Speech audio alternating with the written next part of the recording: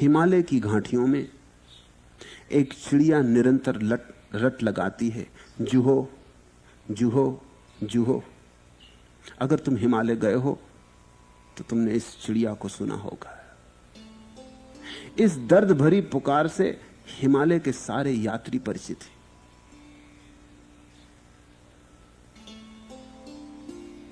घने जंगलों में, पहाड़ी झरनों के पास, गहरी घाटियों में निरंतर सुनाई पड़ता है जूहो जूहो जूहो। और एक रिश्ता दर्द पीछे छूट जाता है। इस पक्षी के संबंध में एक मार्मिक लोक कथा है।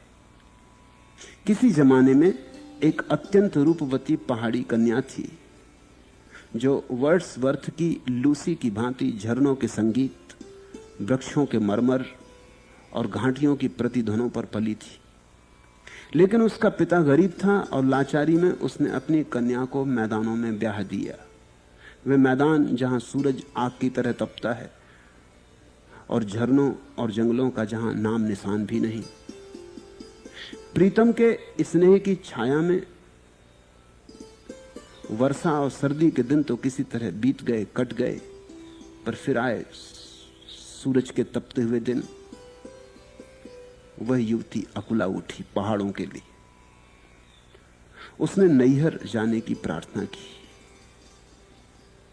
आग बरसती थी, न सो सकती थी, न उठ सकती थी, न बैठ सकती थी। ऐसी आग उसने कभी जानी न थी। पहाड़ों के झरनों के पास पली थी, पहाड़ों की शीतलता में पड़ी थी। हिमालय उसके रोए रोए में बसा था, पर सांस ने इंकार कर दिया। वह धूप में तपे गुलाब की तरह कुम्हलाने लगी। श्रृंगार छूटा, वेश विन्यास छूटा, खाना पीना भी छूट गया। अंत में सांस ने कहा, अच्छा तुम्हें कल भेज देंगे। सुबह हुई, उसने आकुलता से पूछा, जुहो जाऊं? जुहो पहाड़ी भाषा में अर्थ रखता है जाऊं।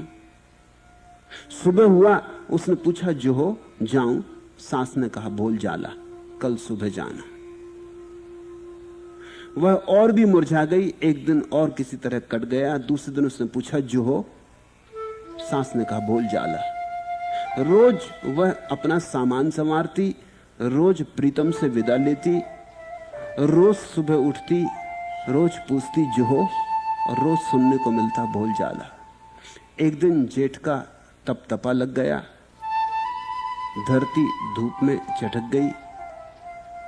वृक्षों पर चिड़ियां लू खाकर गिरने लगी। उसने अंतिम बार सूखे कंठ से पूछा, जुहो? सांस ने कहा, बोल जाला। फिर वह कुछ भी न बोली। शाम एक वृक्ष के नीचे वह प्राणहीन मृत पाई गई। गर्मी से काली पड़ गई थी। वृक्ष की डाली पर एक चिड़िया बैठी थी जो गर्दन हिलाकर बोली, जुहो, और उत्तर की प्रतीक्षा के बिना अपने नन्हे पंख फैलाकर हिमाच्छादित हिम शिखरों की तरफ उड़ गई। तब से आज तक यह चिड़िया पूछती है, जुहो जुहो, और एक कर्कश स्वर पक्षी उत्तर देता है, बोल जाला, और वह चिड़िया चुप हो जाती। ऐसी पुकार हम सबके मन में है।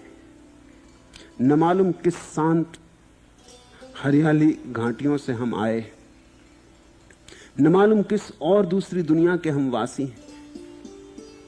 यह जगत हमारा घर नहीं।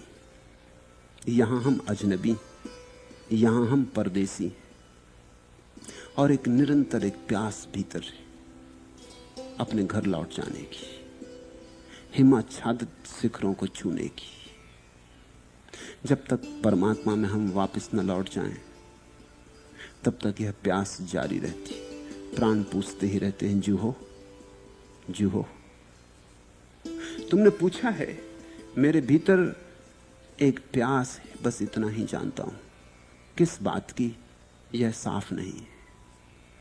आप कुछ कहें, मैंने ये कहानी कही, इस पर ध्यान करना। सभी के भीतर है,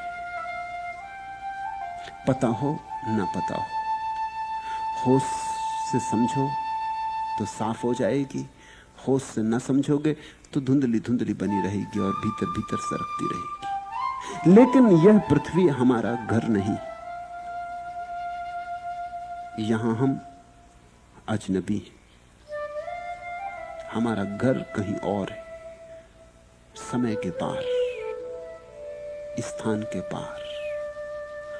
बाहर हमारा घर नहीं है, भीतर हमारा घर है। और भीतर है शांति, और भीतर है सुख, और भीतर है समाधि। उसकी ही प्यास है।